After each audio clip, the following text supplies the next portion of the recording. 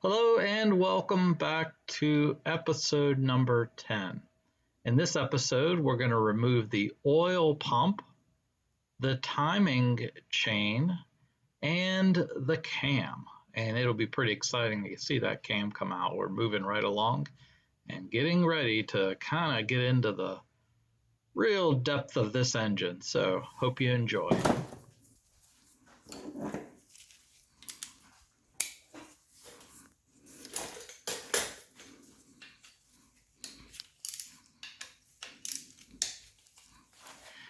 In this sequence here, we're removing 4 bolts that hold in the oil pump. And I'll be taking these bolts out, and you'll see that oil pump slides right on out.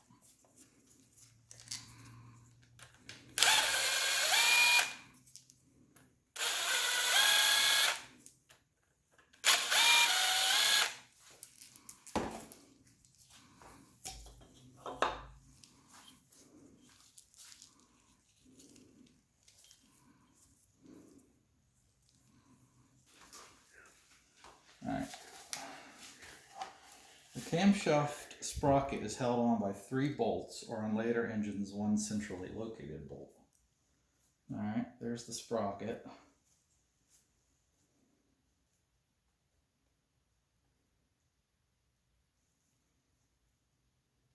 Even with these removed, the sprocket will likely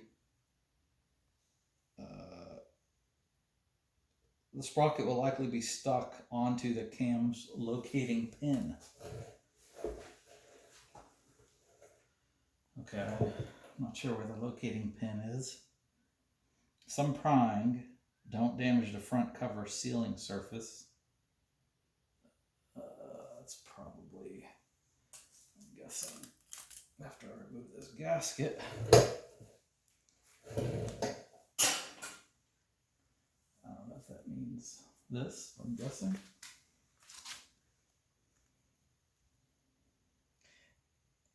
Some prying and a rubber hammer taps about the perimeter will likely be required to coax it off. Once that's done, the cam sprocket and chain slip easily off the crank sprocket. Wait. The cam sprocket, which is this, and the chain slip easily off the crank sprocket. So this is the crank sprocket, because this is the crankshaft in there. So this will come off, and then that will come off the crank. Okay. Some Generation 4 engines, this is a Generation 4 engine, also have a timing chain tensioner and dampers that must be removed here as well. So I'm guessing that's these guys here. That's exactly what that looks like. Take note of the layout of any such provisions on your particular engine so that you can reinstall them properly later. In the case of VVT equipped engines, which this is, the sprocket and attached cam phaser are held on not by a bolt, but by a so-called actuator solenoid valve. I don't know, this looks like this is held on by a bolt to me. So we'll see. Alright, so it looks like we need to get this bolt off here. And looks like we probably need to take this tensioner off as well. So, let's see what this guy is here. That's 27. 22, it's gotta be 24.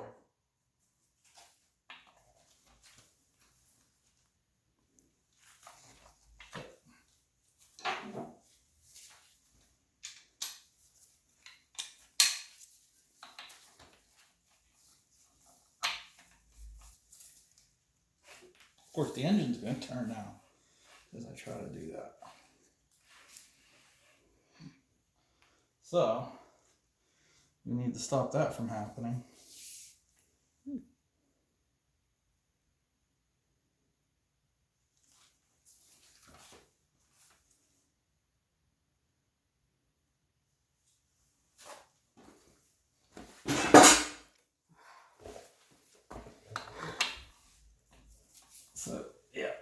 this is gonna wanna turn.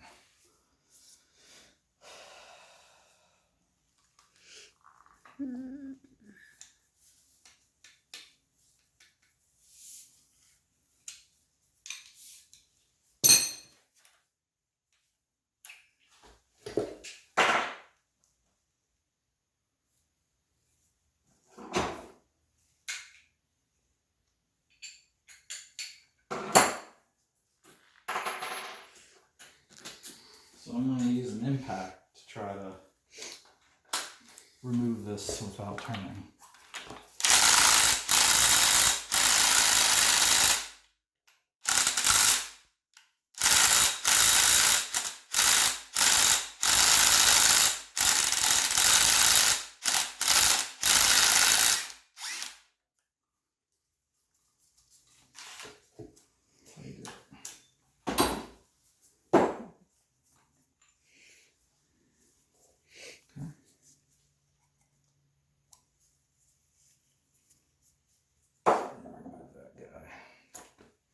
I'm guessing I'm going to have to take this off here.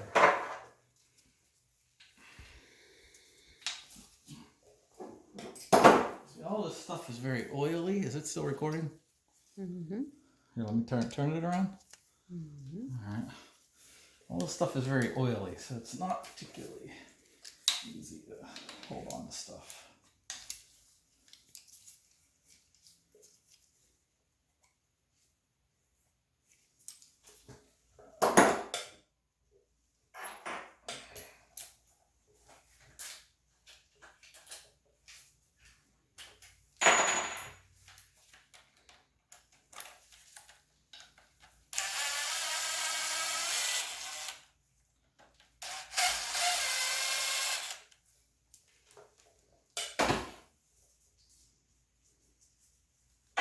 So you got this here kind of in the center of the shot.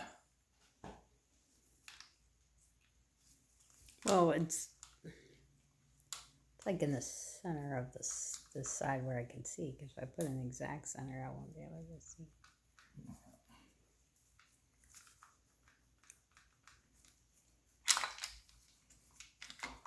Oh, look at that. So there's your tensioner. All right. Let me see. Well, you don't have to get that close. You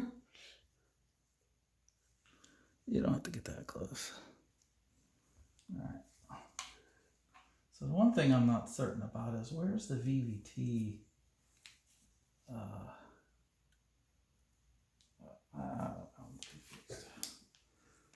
Oh. Okay. So follow me over here. And I'm going to put all these parts in a bag here, just around this side. So what I've been doing, and you can record all this, what I've been doing is taking these bags here and putting all the pieces in here that belong, and then just labeling them. So this is the timing. We'll just put timing chain.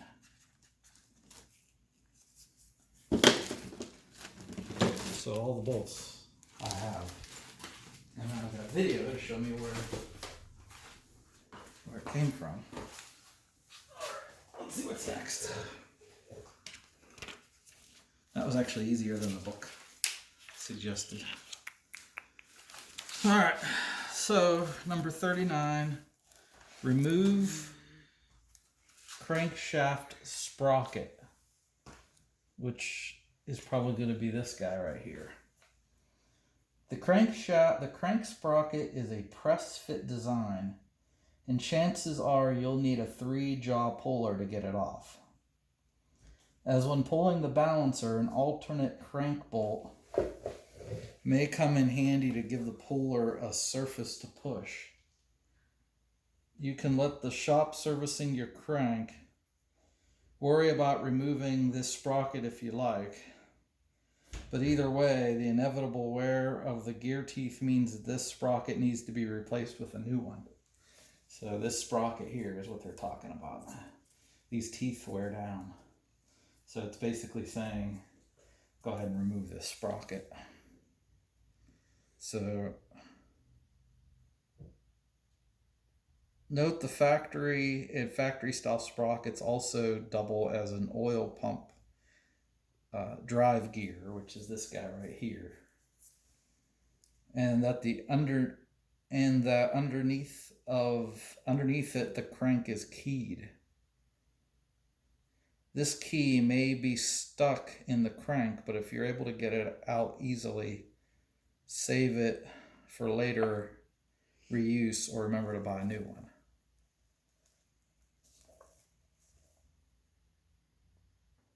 Remove the camshaft retainer plate. Remove the 4 cam retainer bolts, which may be Torx head and retainer plate at the front of the engine block. This plate has an O-ring seal on the back that you'll need to inspect for damage. Set it aside for now. So we need to remove these. We need to remove this to get to the camshaft. So let's see if we can. What size this requires? That's not big enough. What is this? It's 8mm.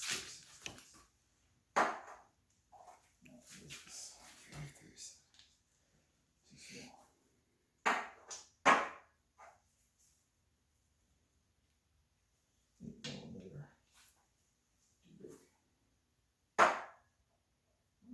Let's see here. 7mm, still too big. 6mm, still too big. 5mm.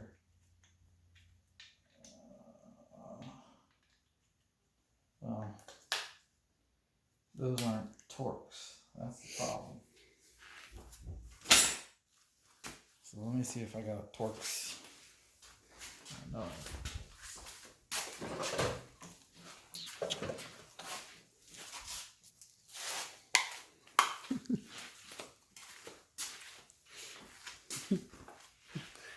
You're having a blast with this, aren't you? I'm just trying to follow you around.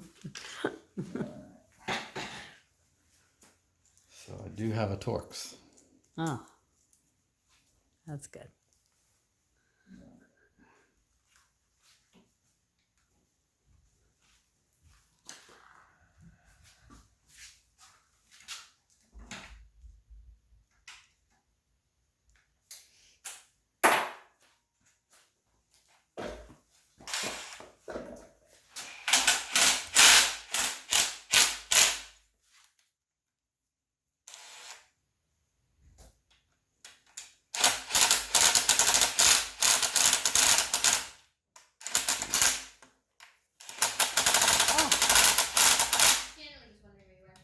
Oh, yeah, I was being a photographer.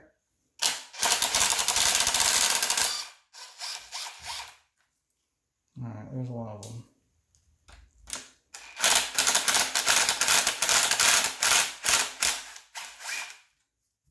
There's 2.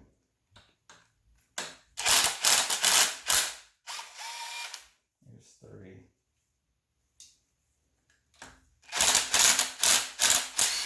There's 4. Alright.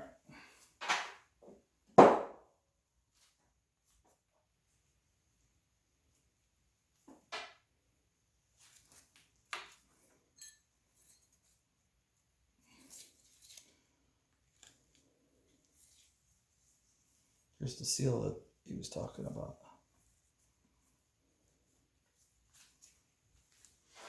Alright, so we're gonna put this in here and we're gonna call this the camshaft plate.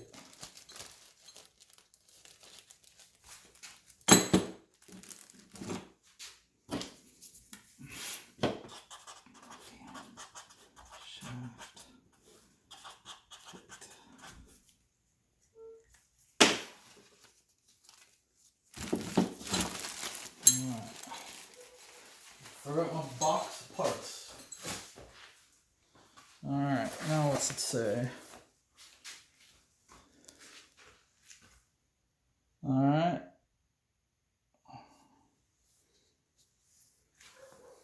Alright, remove the camshaft. As with any pushrod V8, the camshaft is bulky and long, and there's virtually nothing of it to grab onto for the first few inches as it comes out of the block. To remedy this problem, you can install long bolts into the front so that you have some leverage. Or as here, insert a long 3/8 extension into the hollow bore in the center of the camshaft. This may not be possible with all cam designs. Keep upward pressure on the cam so that the lobes do not fall onto the cam bearings or other metal parts, possibly damaging the cam. It's okay, because I'm not reusing this cam.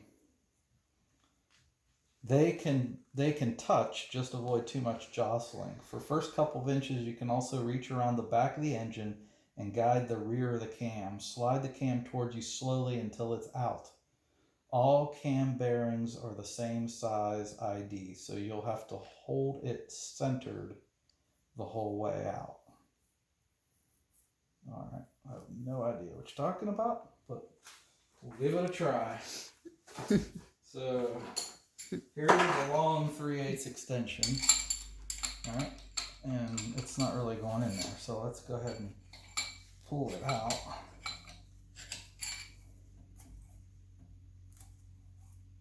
Boy, this thing is this is a very kind of messy part. Ain't kidding, there's not to grab onto. Oh, there we go.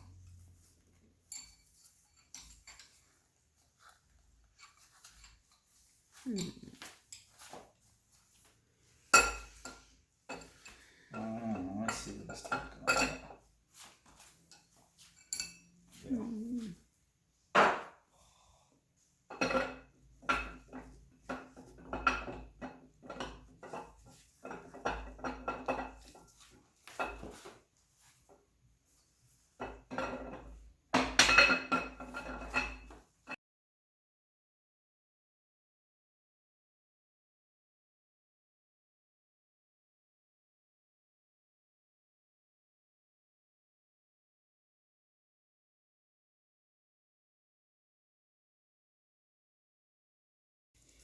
Here is a cam.